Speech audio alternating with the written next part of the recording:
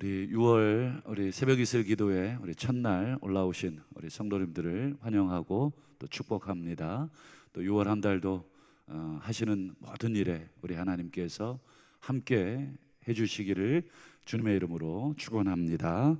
오늘 함께 보신 본문으로 하나님이 일하시는 방식, 하나님이 일하시는 방식이라는 제목으로 잠시 말씀을 나누겠습니다. 우리 계속해서 역대기의 말씀을 우리가 새벽마다 살피고 있는데요. 이스라엘이 남과 북으로 이렇게 나뉘게 됐지 않았습니까? 저희 나라도 남과 북으로 전 세계 유일한 분단국이 되었는데 이스라엘도 그랬습니다. 이스라엘도 남과 북으로 나뉜 적이 있는데 특별히 이제 남쪽 유다 왕국은 이제 다윗을 시작으로 해서 지금 6번째 왕이 누구냐면 아하시아라는 왕입니다. 근데 이 불행하게도 이 6대 왕 아하시아는 왕이 된 지 1년 만에 죽습니다. 22살에 즉위하는데 23살에 죽습니다. 참 불행한 일이죠. 어쨌든 이 아하시아가 죽자 그의 어머니가 있는데 아달랴입니다. 이제 이 여인이 이제 최초로 여자로서 왕이 되는 최초의 여왕이 되는데 남유다의 7대 왕이면서 여왕입니다. 어머니의 이름이 아달랴라고 하는 여인인데요. 출신이 북쪽 이스라엘 출신입니다.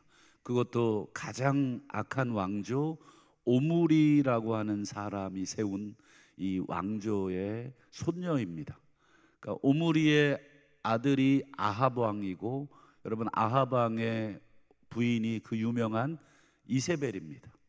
이세벨은 두로에서 또 시집 온 여인이고, 그러니까 북쪽 왕조의 가장 악한 왕조 오므리, 아합, 그리고 두로가 또 결탁된 그 여인이 낳은 딸이 아달랴. 이 아달랴가 아들이 죽자 다윗의 이 집안의 모든 왕족의 씨들을 다 진멸해 버리죠. 엄청난 일을 한 거죠.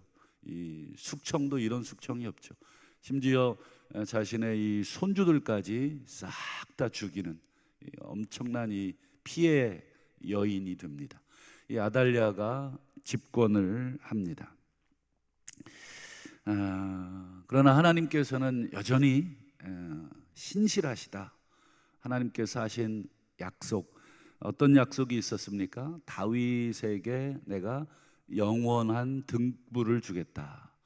너에게 영원히 이 왕위를 줄 것이다. 너와 내 자손에게.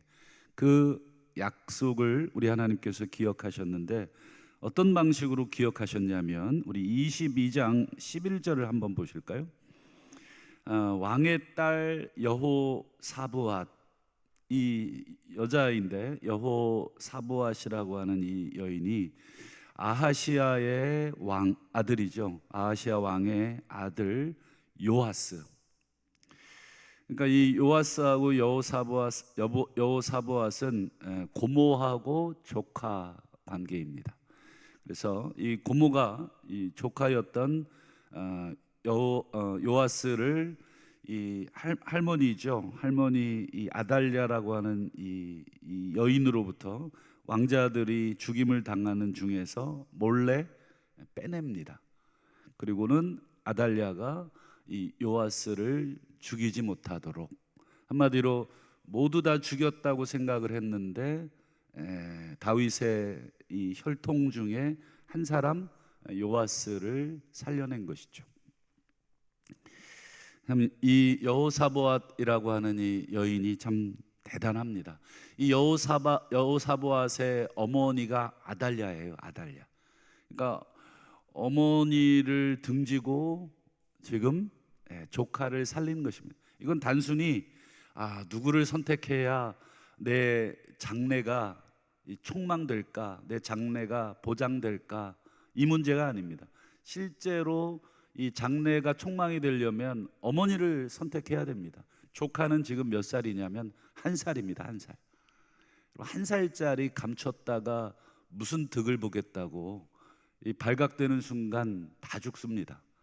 그러니 차라리 내 미래를 생각하면 어머니 아달랴라고 하는 양녀를 선택을 해야 되는데, 이 여호사보앗이라고 하는 이 여인은 자기의 어떤 미래라든지 어떤 부모와 자식의 어떤 혈통 관계, 그게 아니라 정말 어떤 것이 옳은 것이냐, 어떤 것이 하나님의 뜻이냐, 이것을 먼저 생각을 한 것이죠. 그리고 이 조카 요아스를 1살짜리를 이제 몰래 구해서 어디에다가 감추어서 키우냐면 성전 안에 감추어서 6년 동안 키워내죠. 참 대단한 것입니다. 왜 성전일까?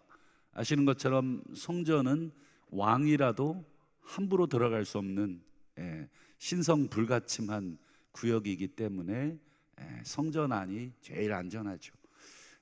이 성전에서 키울 수 있었던 이유도 하나가 이 여호사보앗이라고 하는 이 여인의 남편이 제사장입니다. 그러니까 성전에서 키울 수가 있었던 것이죠. 저간 이 시간이 이제 흘러서 어느 정도 시간이 됐냐면 1절을 한번, 오늘 본문 1절을 한번 보실까요? 자, 제7년에 이렇게 되어 있죠. 이 제7년은 뭘 기준으로 7년이냐면 요아스가 성전에서 자라기 시작한 지 제7년입니다. 그러니까 요아스가 이제 8대 남유다의 8번째 왕이 되거든요. 이 요아스가 한마디로 7살이 되던 해에, 이런 뜻이 되겠습니다. 여호야다가 용기를 냈다. 여러분, 여호야다는 누구냐면 아까 이 요아스를 구해낸 여호사보앗, 이 고모 아시죠? 이 고모의 남편입니다. 그러니까 여호야다는 그 대제사장입니다. 그러니까 대제사장 고모부죠. 고모부가 용기를 냈다. 여러분, 어떤 용기이겠습니까? 그렇죠. 이제 요 갓난쟁이 1살배기 아이가 어느 정도 클 때까지 이제 기다린 거죠. 7살이면 우리나라로 이제 뭐 초등학교쯤 들어갈 이제 나이, 어느 정도 이제 뭐 대화도 되고. 여러분 아시는 것처럼 이스라엘은 남자 13살, 여자 12살이면 성년식을 치러줍니다. 그래서 13살 때쯤 되면 이 토라, 이 모세오경 있잖아요. 모세오경을 이제 원문으로 직접 자기가 읽고 설교할 그 시간을 줍니다. 13살짜리에게 모든 회중들 앞에서 설교를 시킵니다. 한번 상상을 해보세요. 초등학교 6학년, 뭐 중학교 1학년 아이를 강단에 세워서 하나님의 말씀을 네가 풀어서 설명해라. 그러니까 그 전에 대단히 교육을 잘 시키겠죠. 그렇기 때문에 이제 7살이면 우리는 완전히 뭐 애기 취급하지만 그렇지 않습니다. 어느 정도 자기 스스로 이제 성경을 읽어낼 수 있고 사고할 수 있고, 또 유대식 교육은 주입식 교육이 아니라 토론식 교육이잖아요. 그러니까 자기의 생각을 끊임없이 얘기할 수 있고 자기의 의견을 끊임없이 주장할 수 있는 그런 교육이기 때문에 어느 정도 이 아이가 이제 준비가 됐다 판단을 한 것이죠. 그래서 용기를 냅니다. 이 고모부가 용기를 내서 지금 어떻게 보면 자기 장모님이죠. 장모님, 이 아달랴라고 하는 이 악녀지만 장모죠. 이 장모님이 이 불법적으로 이 강탈한 그 왕위를 다시 제자리로 돌려놓아야 되겠다. 제대로 된 다윗의 혈통을 지금 자신의 부부가 이 성전 안에서 지금 6, 7년을 지금 키워내고 있으니까 이 아이가 이제 충분히 성장했다 판단을 해서 이제 그 아이를 다시 왕위에 올리도록 하는 용기. 여러분 이거 대단한 용기이잖아요. 아달랴가 어떤 여자라고 아까 서두에 말씀드렸습니까? 예, 손주들까지 싹 다 죽이고 자기가 왕위에 오른 여인, 그런 여인입니다. 뭐 대화가 되겠습니까? 뭐 이제 어머니 이제 충분히 다스렸으니 이제 왕위를 내어주시죠, 뭐 이렇게 설득한다고 설득될 여인도 아니죠. 그러니 잘못하면 다 죽습니다. 이게 들통이 나면 다 죽습니다. 그래서 용기를 냈다 이렇게 되어 있습니다. 그래서 이 제사장 여호야다가 이 용기, 단순히 막 야 이제 막 내가 이제 가만 안 있어, 용기만 막 충천해 가지고 막 혈기만 가지고 그 일을 진행한 게 아니라 아주 치밀하게 계획을 세웁니다. 그래서 우리 정권을 잡고 있는 이 장모님을 대항하려면, 장모님을 끌어내리려면 여러분 아시는 것처럼 이 군사적 힘이 필요하잖아요. 이 왕을 호위하는 호위대도 있고 또 군대를 거느릴 수 있는 이 군사력을 갖고 있으니까. 그래서 여호야다가 자기가 이 동원할 수 있는 이 군대의 백부장 한 5명을 소집을 합니다. 오늘 성경에 이름이 나와 있는데요. 어쨌든 한 5-6명을 소집을 해서 유다 고을들로 다니면서 레위 사람들을 소집해라.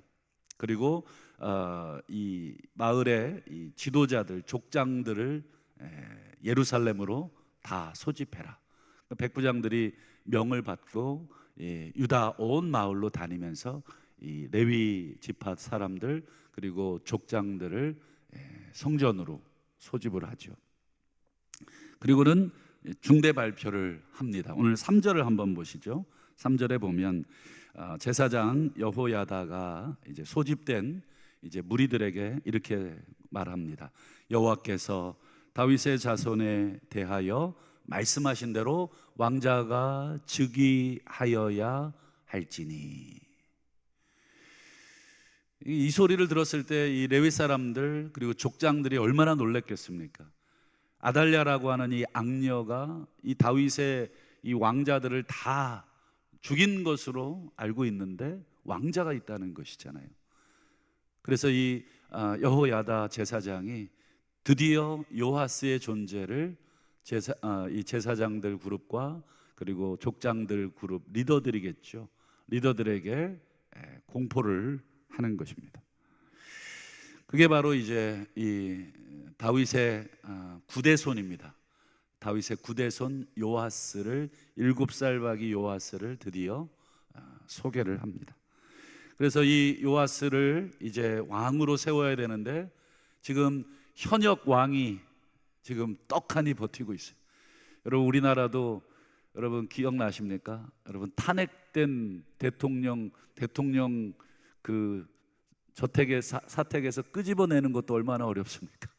참 어렵잖아요. 뭐 공권력이 동원돼도 호위대가 있고.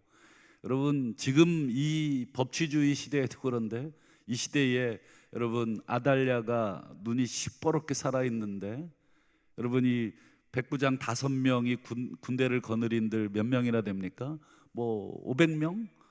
요 정도밖에 되지 않는 군사들이잖아요. 그러니까 이 어린 요아스가 무슨 힘이 있겠습니까? 누가 이 어린 요아스를 다윗의 혈통이라 그래서 지금 아달랴라고 하는 여인이 살아있는데 요아스를 지지할 수 있겠습니까? 치밀하게 이 준비를 또 해야 되겠죠. 그래서 이 즉위식을 준비하는데 레위 지파 이 제사장들 사람들을 3그룹으로 나누어서 한 그룹은 성전 지키게 하고 한 그룹은 왕궁을 지키게 하고 또 한 그룹은 이 출입문 중에 하나인 기초문이라고 이 문을 지키게 합니다. 어쨌든 병력을 이 셋으로 나누어서 이 즉위식을 준비시킵니다. 그리고는 혹시 모를 이 군사적 충돌을 대비해서 무기까지 가지고 가게 하죠. 그러니까 한마디로 막 잘못 발각이 되면 또 이 첩자에게 걸리기라도 하면 이건 다 죽는 것입니다. 그렇기 때문에 손에 이 땀을 쥐게 되는 그런 상황이죠. 하지만 하나님의 도우심, 하나님의 인도하심, 그리고 이 제사장 여호야다의 용기와 또 지혜, 이 모든 일들이 결합이 돼서 마침내 어린 요아스가 왕이 됩니다. 그 내용이 11절입니다. 한번 보실까요? 우리가 이 왕자 요아스죠. 요아스를 인도해 내어 드디어 면류관을 씌우고 율법책을 주고, 율법책은 지금도 지금 형식적이지만 미국 대통령이 여러분 취임하면 이 성경을 주거든요. 이 하나님의 말씀대로 다스려라, 그런 전통처럼 이 남유다나 이스라엘 왕들에게 주어지는 것은 이 율법책입니다. 신명기 모세가 하셨던 그 말씀의 기초에서 모든 왕들은 이 율법의 등사본을 곁에 두고 평생 읽도록 되어 있죠. 그래서 율법책을 주고 세워 왕으로 삼습니다. 그리고 제사장 여호야다와 그의 아들들이 드디어 왕에게 이제 기름을 붓는 소위 대관식을 치르게 됩니다. 바로 이 왕이 요아스고 다윗의 9대손이고 남유다의 8번째 왕이 됩니다. 여기까지가 오늘 이제 본문의 대략적인 내용입니다. 여러분, 제가 제대로 이제 설명을 잘 못 드려서 별로 긴장감이 없었지만, 사실은 이게 드라마로 우리가 영화 감독이 돼서 또는 연출자가 돼서 이걸 드라마로 아마 좀 한다 그러면 굉장히 극적인 요소들을 많이 집어넣어서 손에 보는 사람들로 하여금 이렇게 땀을 쥐게 했을 것이다 생각이 듭니다. 오늘 본문을 저는 나름대로 이제 혼자 이렇게 읽고 묵상하고 상상하면서 이게 글로 돼서 이렇게 빨리빨리 전개가 돼서 그렇지, 서로 이렇게 드라마로 한 12편짜리로 만든다 그러면 또 등장인물 간의 대화 이런 등등의 아주 재밌는 요소들이 들어가겠고, 어쨌든 이 손에 땀을 쥐는 장면이 아닐 수가 없죠. 그러면서 저는 이제 이런 질문을 하나님께 좀 드려봤습니다. 아니, 하나님, 도대체 왜 이렇게 위험천만하게 이렇게 비밀스럽게 다윗의 이 후손 요아스를 왕으로 세우셨습니까? 제가 이제 이렇게 질문을 던졌어요. 제일 간단한 건 뭐예요? 아달랴, 이 여인 하나 죽이면 끝나는 일이잖아요. 하나님, 이 여인 하나 얼마든지 병으로 치시든 사고로 치시든, 하나님 그동안의 역사들을, 하나님 하신 일들을 보면 얼마든지 그렇게 하시면, 여러분, 아달랴 하나 죽으면 제사장이 이 조카 요아스를 세상에 소개하기가 얼마나 편해요.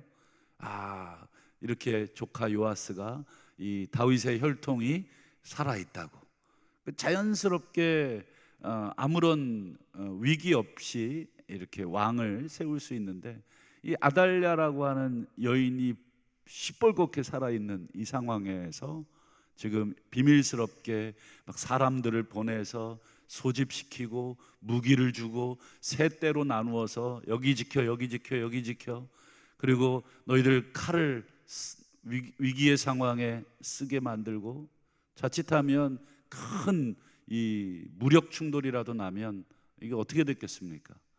그러니까 이 굉장히 위험한 방식을 사용하셨는데, 도대체 왜 그렇게 하셨는가? 여러분, 하나님이 왜 이렇게 위험스러운 방법으로 일을 처리하셨을까요? 정답을 알려드리겠습니다. 정답은 모르겠다. 정답은 모르겠다. 제가 하나님이 아니니까 왜 이렇게 하셨는지, 하나님 마음이시잖아요. 근데 모르겠어요. 근데 한 가지 우리가 알 수 있는 것은 우리 잠언 25장 2절입니다. 여기 보실까요?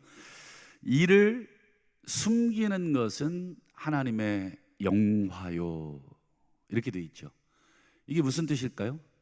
하나님이 일을 감춘다. 이 말은 하나님께서 하시는 일을 사람들로 하여금 잘 모르게 한다는 뜻입니다. 하나님이 하시는 일을 우리 인간들이 이게 뭐지? 이게 도대체 하나님이 지금 이게 하신 일인가? 여러분 한번 가만히 우리 개인의 역사, 또 우리 나라의 역사, 또 우리 교회의 역사까지 한번 통틀어서 한번 상상을 해보세요. 저도 개인적으로 내 인생을 짧지만 되돌아보니까 이때 이런 일들이 우리 집안에 또 내 인생에 왜 일어났지? 이렇게 물음표가 찍히는 일들이 있고, 또 우리 한국의 근대 현대사 이렇게 보면 이게 우리나라가 해방이 된 게 1945년도인데 이게 미군이 개입할 전쟁이 아닌데 2차 세계대전 만렵에 왜 미군이 개입을 하고, 그리고 우리 아시는 것처럼 뭐 히로시마하고 나가사키에 원폭을 투하되고 그냥 백기를 들게 해서 우리는 뭐 또 그 하나님의 섭리라고 느끼는 분도 있었겠지만 그냥 세상의 눈으로 보면 그저 일본이 진주만 미군 기지를 공격하고 미군이 2차 세계대전에 그로 인해서 참전하게 되고, 그로 인해서 이 전쟁이 이 동북아시아의 우리나라까지 또 펴지게 되고, 그 외에도 뭐 여러 가지 일들을 가만 보면 이게 모르겠어요. 우리가 이제 지나놓고 나니까 이게 하나님이 하신 일이구나 이렇게 고백이 되는 거지, 그 당시에는 혼돈스럽고 그 당시에는 왜 이렇게 됐는지를 이해할 수 없고, 지나야 이것을 해석할 수 있다. 그래서 이를 감추는 것은 하나님의 영화다. 하나님이 하시는 일을 우리 인간들로 하여금 우리가 다 알 수 없게 하셨구나. 그래서 비록 우리가 조금 지금 현재는 답답하죠.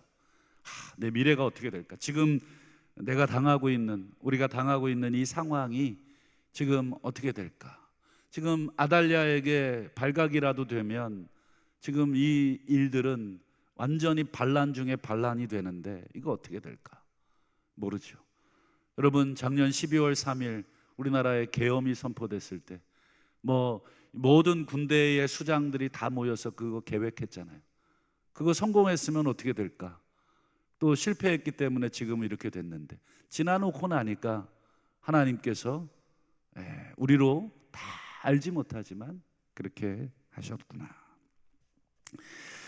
하나님이 하시는 일을 우리가 다 알 수는 없지만 우리가 한 가지 확실하게 알 수 있는 것, 오늘 본문을 통해서 알 수 있는 것은 하나님은 사람 통해서 일하신다. 오늘 그 주인공이 누굽니까? 제사장 여호야다. 여호야다의 이름 뜻조차도 여러분 여호는 여호와 하나님을 말하는 거, 야다는 여러분 이런 건 상식으로 알아두시면 좋은데 히브리어로 알다 이런 뜻입니다. 야다. 그러니까 여호와께서 아십니다 또는 여호와께서 알고 계십니다예요. 뜻이 여호야다의 이름의 뜻이. 그러니까 하나님이 알고 계신다라고 하는 그 이름을 가진 대제사장이 지금 어떻게 될지 모르는 일들을 용기를 내서 지금 하고 있는 것이죠. 자신의 가문이 다 멸할 수도 있는 그런 일종의 반역적 행위, 아달랴라고 하는 이 장모님이 다스리고 있는 이 세상을 향해서 돌을 던지는, 근데 그것은 단순히 자기의 영광을 위해서가 아닌 하나님의 영광을 위해서. 이 제사장이 자기도 조카를 내세워서 자기도 권력을 한번 잡아보자. 이미 여러분 장모님이 혈연 관계잖아요. 엄청난 권력 집안인데 굳이 그럴 필요가 없죠. 그러나 이 여호야다 제사장이 이렇게 용기를 낼 수 있었던 것은 단순히 인간적인 차원이 아닙니다. 우리 3절을 다시 한번 보여드릴까요? 여호야다가 했던 말인데요, 여호야다 제사장이 뭐라고 얘기합니까? 왕자가 즉위해야 된다, 요것만 얘기하지 않고 그 가운데가 제일 중요한 말입니다. 여호와께서 다윗의 자손에게 대하여 말씀하신 대로. 장모님은 다윗의 자손이 아닙니다. 장모님은 이 북왕조 오므리의 손녀예요.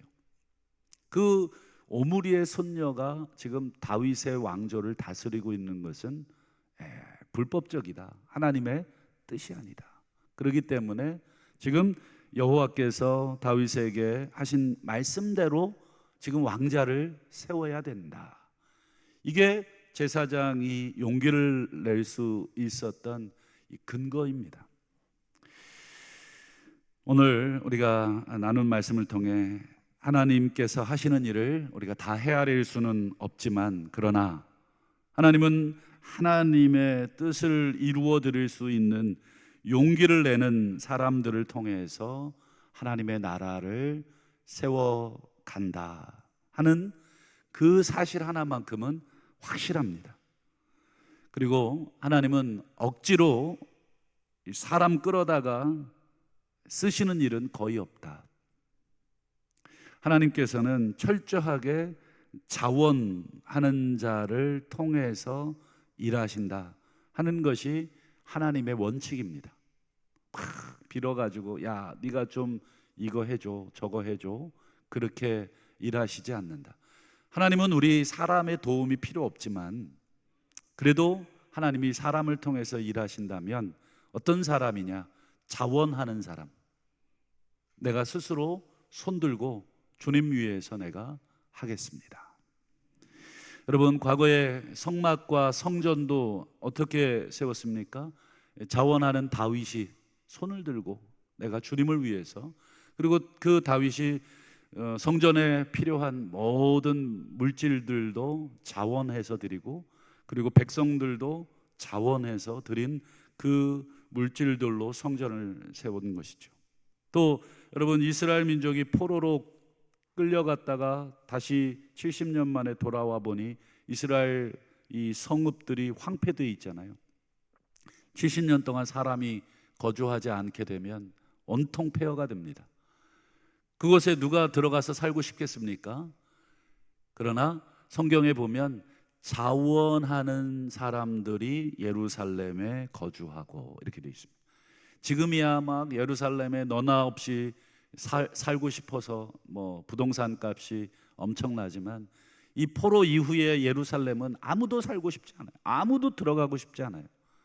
그때 강제로 집어넣을 수도 있지만 자원하는 사람, 그 사람을 통해서 예루살렘을 다시금 복원하셨죠.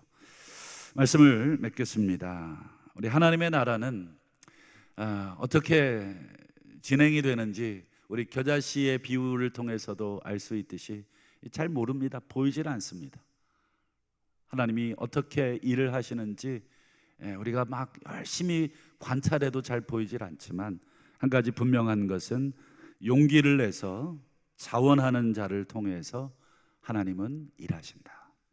우리 마지막으로 우리 시편 51편 12절 말씀에 주의 구원의 즐거움을 내게 회복시켜 주시고 자원하는 심령을 주사 나를 붙드소서.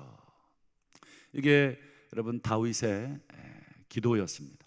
다윗이 범죄한 이후에 하나님을 향한 구원의 즐거움을 잃어버리고 자원하는 심령을 잃어버렸을 때 다윗이 얼마나 고통스러웠는지 너무너무 잘 알고 있어서 가장 첫 번째로 했던 기도 중에 하나가 구원의 즐거움, 자원하는 심령. 오늘 이 다윗의 이 마지막 기도가 오늘 6월 한 달을 시작하면서 하나님 6월 한 달 동안 제가 억지로 하지 않게 하시고 기쁨으로, 하나님이 하시는 일이 내 눈에 잘 보이지 않지만 우리 하나님은 여전히 손들고 내가 주님을 위해 쓰임받기를 원한다, 주님을 위해서 내가 어떻게든지 간에 사용되기를 원한다 라고 하는 그 자원하는 그 심령을 통해서 우리 하나님께서 일하실 줄로 믿고 6월 한 달 나를 통해서 무슨 일을 하실지 우리가 자세히 우리 기도하면서 들여다보실 수 있는 복된 이 영안을 다 가지실 수 있기를 주님의 이름으로 축원합니다. 기도하겠습니다.